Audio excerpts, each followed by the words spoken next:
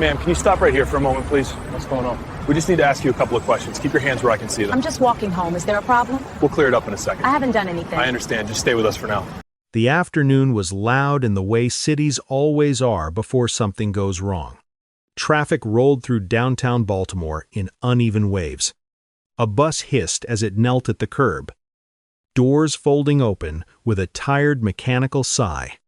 Somewhere nearby, a street vendor dragged a metal cart across concrete, the sound sharp and scraping, briefly cutting through the hum of engines and voices.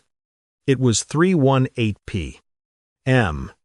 on a clear weekday, the kind of moment that usually disappears without memory. Nothing about the scene suggested conflict. No flashing lights, no shouting, no urgency. Just people moving through space, following routines, trusting that the sidewalk beneath their feet belonged to them. "Ma'am, step aside." The voice landed cleanly, firm and practiced, loud enough to be heard by others but controlled, the way authority often is when it expects compliance. Officer Daniel Palmer stood less than 6 feet away, one hand resting near his duty belt, his body angled just enough to block the woman's path forward. He didn't raise his voice. He didn't need to. The uniform carried weight on its own. "I'm standing exactly where I'm supposed to be," the woman replied. Her voice was calm, low, deliberate. No tremor, no anger. "Why are you ordering me to move?" Palmer didn't answer the question. He shifted his stance slightly, closing the space between them.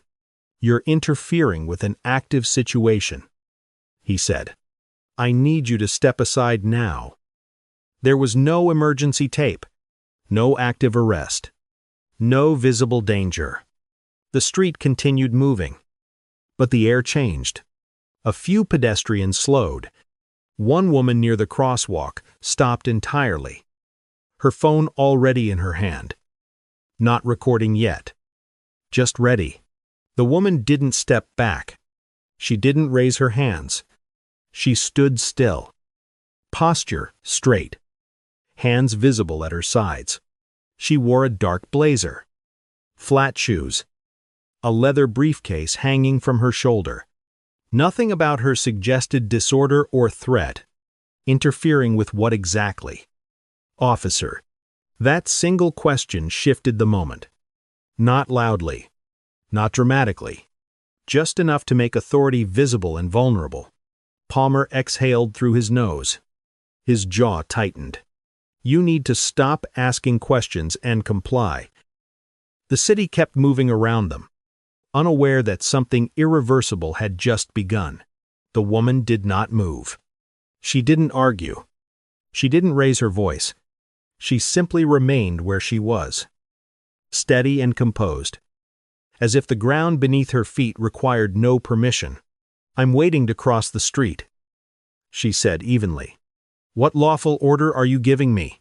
For a brief moment, Officer Palmer said nothing. The pause was small, but it mattered. He glanced past her, scanning the sidewalk, the curb, the open street behind her. Nothing had changed. No new threat, no emergency. But the question was still there, hanging between them, unanswered. "You're interfering with crowd control," he said finally. The explanation came late and without detail. He didn't point to a barrier. He didn't gesture toward a restricted area. He simply repeated the assertion, as if saying it again might make it true. "I need you to step aside now." A man walking past slowed just long enough to look. Another shook his head and kept going. The woman near the crosswalk shifted her grip on her phone, eyes flicking between the officer and the woman standing in front of him. "I'm not blocking anyone," the woman replied. "I'm not refusing to move. I'm asking you to explain why you're ordering me to." Palmer's shoulders stiffened. The interaction had changed shape. This was no longer about redirecting foot traffic. It was about control. and control. Once questioned in public, demanded a response. "I don't have time to debate with you," he said. "You need to stop asking questions and do what you're told." The word told landed harder than the others. It carried assumption, authority, finality. The woman inhaled slowly, then spoke with care. "Officer, I want to be clear. I'm not resisting you. I'm asking you to articulate the basis of your order." A few steps away, the woman at the crosswalk raised her phone slightly higher. She still hadn't pressed record. But the decision was forming. The air felt heavier now, as if the street itself had gone quiet to listen. Palmer shifted his feet, widening his stance. He had given an order. He had repeated it. And now people were watching. "You're being uncooperative," he said. "No." The woman replied calmly. "I'm being lawful." The words didn't sound confrontational. They sounded precise. And that precision unsettled him more than anger ever could. The moment stretched longer than it should have. Traffic continued to roll past, tires hissing against asphalt. But the space between them felt sealed off from the rest of the city. A few pedestrians slowed without meaning to. One stopped completely. Someone behind them whispered, low and uncertain. Officer Palmer felt it then, the shift. What had begun as a routine instruction was no longer routine. The woman hadn't complied. But she also hadn't escalated. She stood calm, composed, and unyielding in a way that made the authority he relied on suddenly visible to others.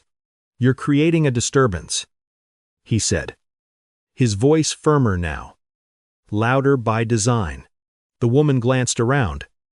As if seeing the scene for the first time, people had gathered without realizing it. Phones were out now, not hidden. Reflections of raised screens appeared in the glass of nearby storefronts. "I'm standing still," she said. "I'm speaking quietly. There is no disturbance here." Palmer stepped closer, closing the gap between them.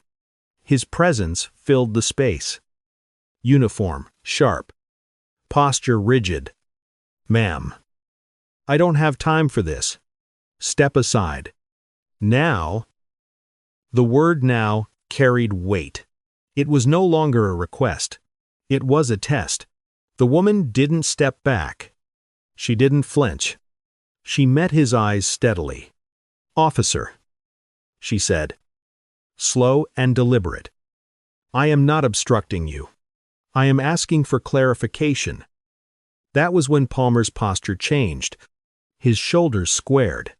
His feet widened slightly. The stance officers are trained to use when asserting control. When the conversation is no longer a conversation, "You need to stop lecturing me," he said. "This isn't a courtroom. I think this is a public space governed by the Constitution," she replied.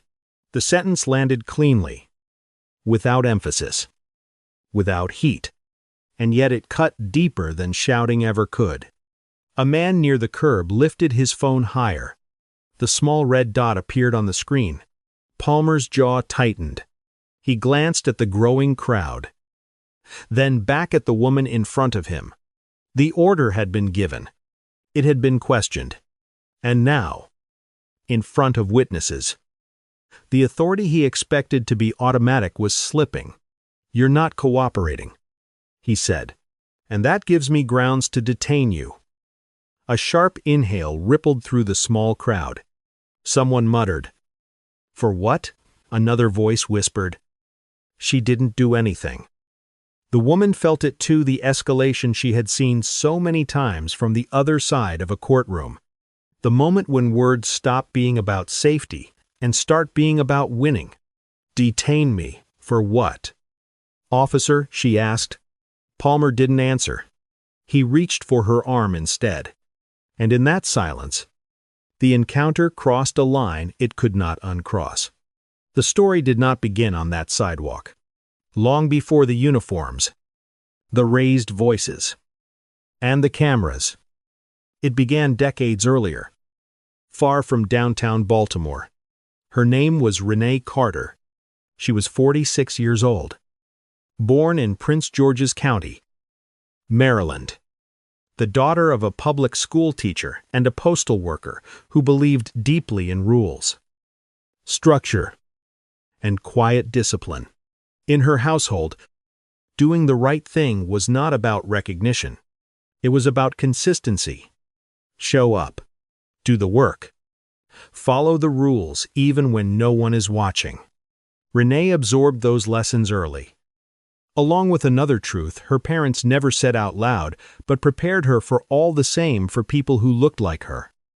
Being good was never enough. You had to be precise. You had to be better. She graduated high school at 16, college at 20. Law school followed. Then clerkships that demanded 16-hour days and offered little forgiveness for mistakes. Renee learned quickly that confidence without preparation was rewarded in others, but punished in her. So she learned to speak carefully, to document everything, to let the record speak louder than her voice. By her early 30s, she was prosecuting complex civil rights cases, unlawful detentions, excessive force, discriminatory practices buried in procedure and paperwork. She cross-examined officers who could not remember why they stopped someone, but could describe in vivid detail how threatened they claimed to feel. She didn't win loudly.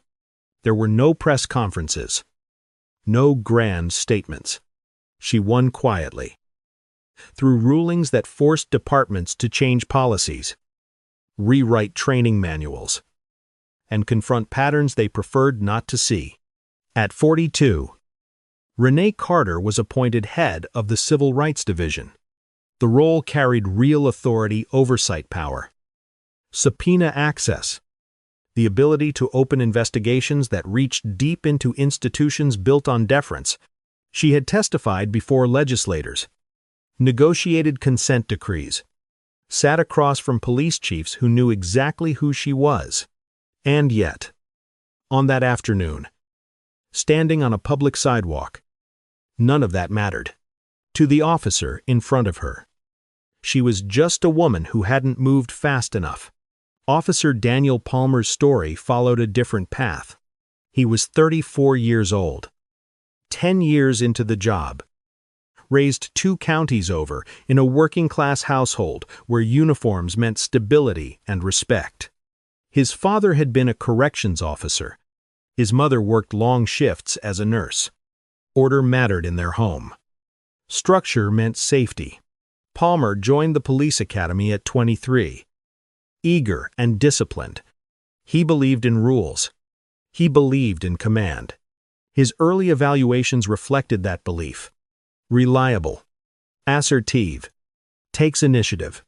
Supervisors liked that he didn't hesitate, that he moved quickly to establish control. What appeared less clearly on paper were the complaints. The first came 3 years into his career. A black college student detained without explanation. The report closed quietly. Insufficient evidence. Then a traffic stop. A vehicle search. Nothing found.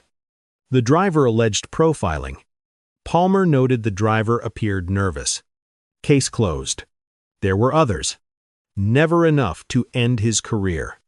Always just enough to form a pattern no one officially named. Palmer attended bias training, signed the attendance sheet, passed the written exam, returned to patrol unchanged. The system had done what it required of him, and in return, it protected him. What Palmer believed, though he never said it out loud, was that control prevented chaos. Questions challenged authority, and authority, especially in public, had to be defended. Once challenged, it could not be surrendered without consequence. That afternoon, he had been assigned crowd management near a construction zone. A routine detail. Redirect foot traffic. Keep people moving. Nothing complicated. When he saw Renee standing near the curb, waiting to cross, something registered. She was calm, confident, unmoved by his presence. She did not step aside immediately when he spoke. That pause mattered more than he realized. In his mind, hesitation became resistance. Resistance required correction. He didn't know her name. He didn't know her position. He saw a woman who didn't follow the script he expected. And that disruption was enough to set everything in motion. Back on the sidewalk, Renee recognized the moment instantly. She had seen it dozens of times from the other side of a courtroom, the subtle shift in posture, the tightening jaw, the recalculation that happens when authority is questioned, not loudly, but precisely. She knew where this could go, and she knew why it mattered to slow it down. "Officer," she said, her voice steady, "I am not obstructing you. I am waiting to cross. I am asking you to explain the legal basis for your order." Palmer heard the words. But what registered more sharply was the attention. The phones. The faces. The quiet that had formed around them. This was no longer private. And for him, that changed everything. "You're being uncooperative," he said. Louder now. "You're interfering with police operations." "No," Renee replied. "I'm exercising my rights." That was when Palmer's posture hardened completely. His feet widened. His shoulders squared. The stance officers are trained to take when conversation is no longer the goal. "I don't need to explain myself," he said. "You need to step aside. Now." Renee nodded once. Slowly. "I want to be very clear. I am not resisting you. I am asking you to articulate what law I am violating." A man near the bus stop lifted his phone higher. The small red recording light glowed openly now. Another voice came from the crowd. "She's not doing anything." Palmer snapped his head toward the sound. "This is an active police situation. Back up." He turned back to Renee. His jaw clenched. "You're not cooperating. That gives me grounds to detain you." A ripple of disbelief moved through the crowd. "Detain me for what?" Renee asked. Palmer didn't answer. He reached for her wrist instead. "Ma'am, you're being detained. Turn around." The word detained cut through the air heavier than any shout. Renee did not pull away. She exhaled slowly. "I am not resisting," she said evenly. "I am complying under protest." His fingers closed around her wrist with practiced pressure. The grip was firm, deliberate. Her briefcase slid from her shoulder and hit the ground with a dull thud. Metal touched skin. Click, click. The sound of the cuffs was sharp and unmistakable. Too tight. Phones moved closer. Someone cursed under their breath. Another voice rose. "This isn't right." Renee stared straight ahead, refusing to look at him. In the reflection of a nearby storefront window, she saw the image clearly, a composed woman in a blazer, hands cuffed behind her back, a scene she had studied her entire career. Just never from this angle. Palmer guided Renee away from the curb. One hand firm at her arm, the other hovering near his belt. She moved carefully, adjusting her steps to keep her balance, the cuffs biting into her wrists with every shift. The crowd parted as they passed. Phones tracked them from multiple angles. No one followed. But no one looked away either. The patrol car waited half a block down, idling quietly. The door opened, closed. The sound was heavy, final. Inside the car, Renee sat upright, shoulders tense, wrists burning. The plastic seat was hard and unforgiving. The air smelled faintly of disinfectant and old fabric. Palmer took the front seat without looking back. For a moment, neither of them spoke. The city moved past the window in fragment storefronts. Pedestrians, a couple laughing at a bus stop. Ordinary life continued uninterrupted. Renee felt the weight of the moment settle fully now. Not fear. Calculation. In her mind. She began assembling the case. The exact words used, the timing, the absence of cause, the escalation point. She replayed Palmer's voice, noting each shift, each misuse of authority. This was how she had always worked: methodical, precise, disciplined. In the front seat, Palmer's thoughts moved differently. The adrenaline that had carried him through the arrest began to thin. The certainty he had felt on the sidewalk softened at the edges. He replayed the woman's tone, her calm, the way she had asked him to articulate instead of apologize. He told himself he had done the right thing. That compliance mattered more than explanation. Still, a tightness formed in his chest that had nothing to do with procedure. When the station came into view, the building looked exactly as it always had. Concrete, glass, routine. But for one of them, everything had already changed. Inside, fluorescent lights hummed overhead. Keyboards clicked in uneven rhythms. Palmer guided Renee through a side entrance toward processing. A desk sergeant glanced up, then down at her wrists. His eyes lingered. "What do we have?" the sergeant asked. Palmer answered quickly. "Failure to comply. Interference." Renee said nothing. She had learned long ago that explanations offered too early were rarely heard. "Name?" the sergeant asked. "Renee Carter." She replied evenly. "Identification." She nodded once and reached carefully for her briefcase. Renee opened her briefcase slowly, deliberately, the way she had learned to do whenever movement itself could be misinterpreted. She removed a slim leather folder and placed it on the counter between them. The sergeant opened it without urgency. One card slid out, then another. He paused. His eyes moved back to the name, then to the seal, then back up to her face. The casual slouch in his posture disappeared. He leaned closer, reading again, as if the words might rearrange themselves if he looked hard enough. "Read that one more time," he murmured. Not to her, but to himself. The room changed, not loudly, not dramatically, but unmistakably. The sergeant straightened. His hand hovered for a moment. Then he reached for his radio. "Sir," he said quietly, keeping his voice low, "I need a supervisor in processing." Palmer shifted his weight. "What is it?" he asked. The sergeant didn't answer him. Footsteps approached from down the hall. Measured, unhurried. A woman entered the room wearing a tailored suit. Her presence composed, authoritative without effort. "Assistant Chief Laura Mitchell," she said.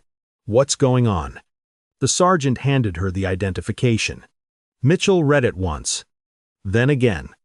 Her expression didn't change, but something in her eyes did. She looked up at Renee. "Ms. Carter," she said carefully. "Is this accurate?" "Yes," Renee replied. The silence that followed wasn't awkward. It was heavy. It carried implication. Mitchell turned slowly toward Palmer. "Do you know who this is?" Palmer stepped closer, took the card for the first time. His eyes moved quickly now, line by line. Title, office. The color drained from his face. Head of the Civil Rights Division. Mitchell said, her voice precise. The office responsible for investigating unlawful detentions, false arrests, and discriminatory policing practices. Palmer swallowed. "I didn't know," he said. Mitchell didn't raise her voice. She didn't need to. Knowing is not the issue. she replied. Authority, without justification, is. She turned back to Renee. You are free to go. There will be no charges.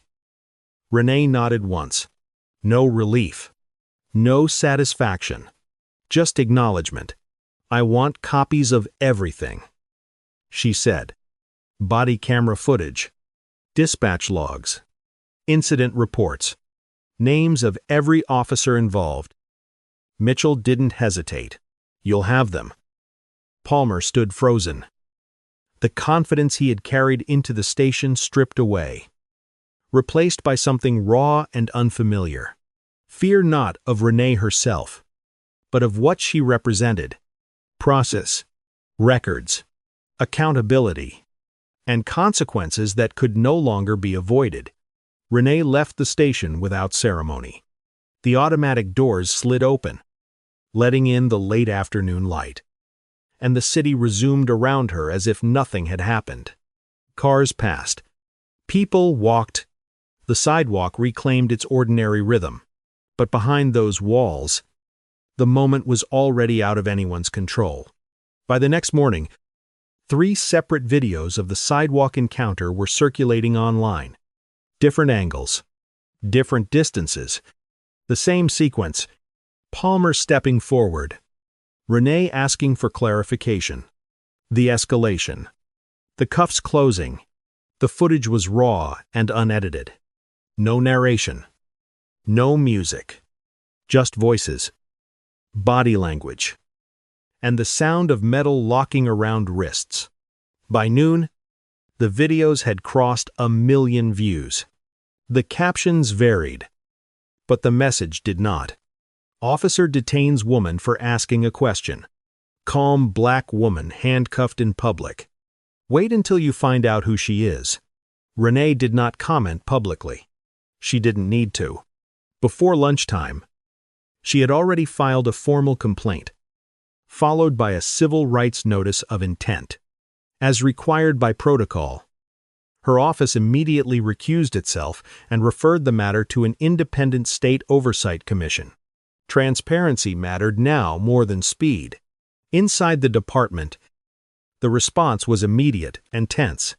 Supervisors gathered in closed offices. Phones rang more often than usual. The body camera footage was pulled and reviewed, frame by frame, in silence. No one argued about what it showed.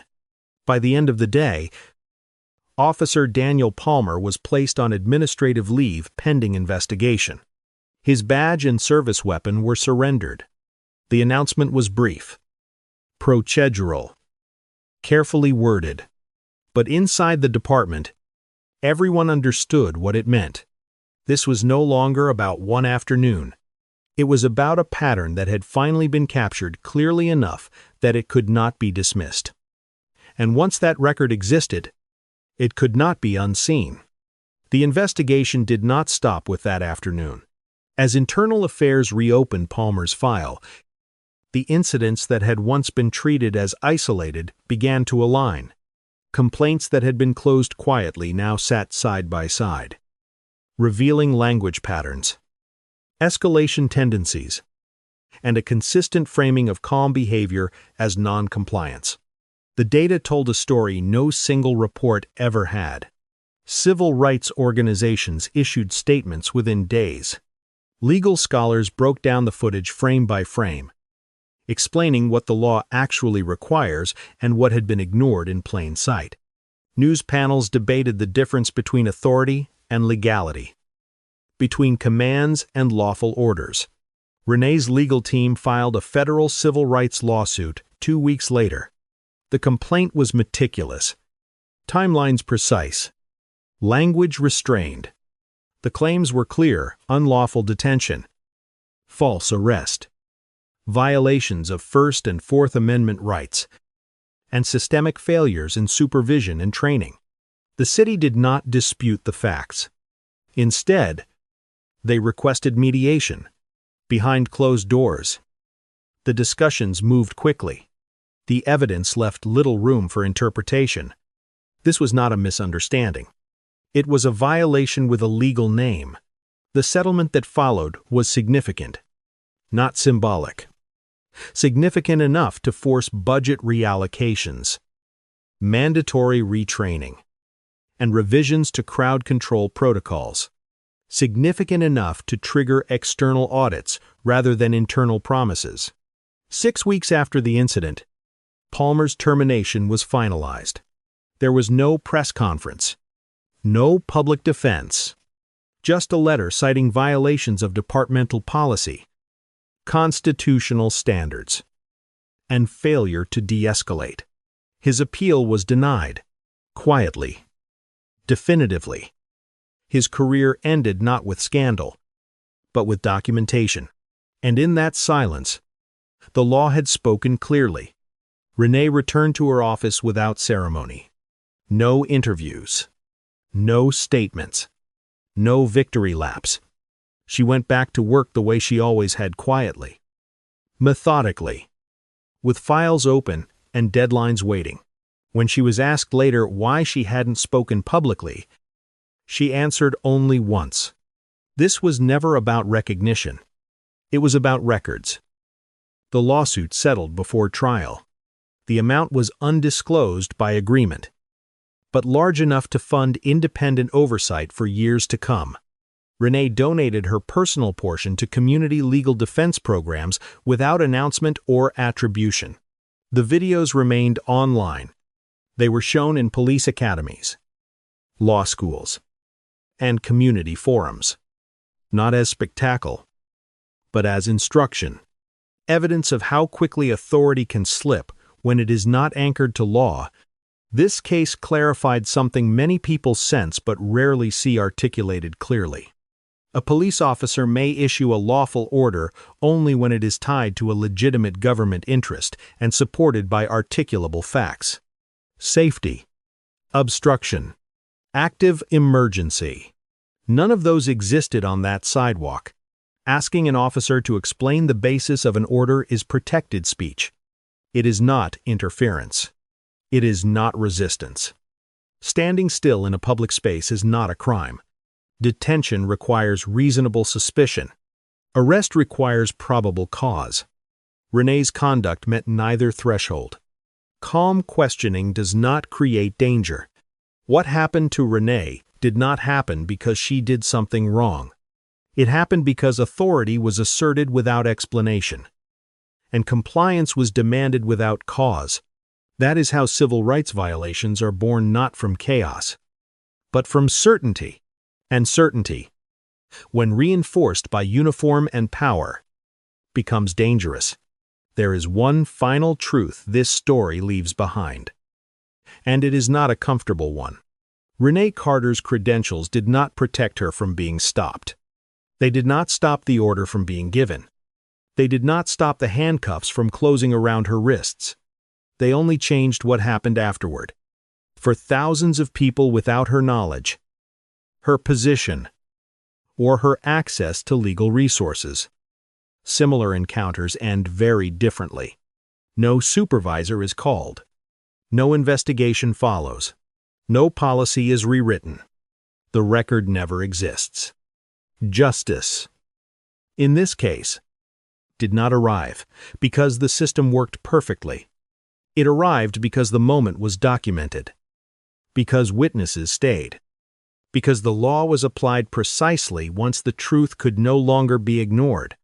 That distinction matters. What happened on that sidewalk was not a misunderstanding. It was not a lapse in communication. It was a violation with a legal name. A moment where authority was exercised without justification, and power was mistaken for legality. The cameras did not create the injustice. They revealed it. This is why visibility matters. Why records matter. Why asking why matters. Even when the answer is uncomfortable. Especially then. The question this story leaves us with is simple, and it lingers long after the video ends. How many similar moments end differently because no one is watching, and what kind of system do we accept?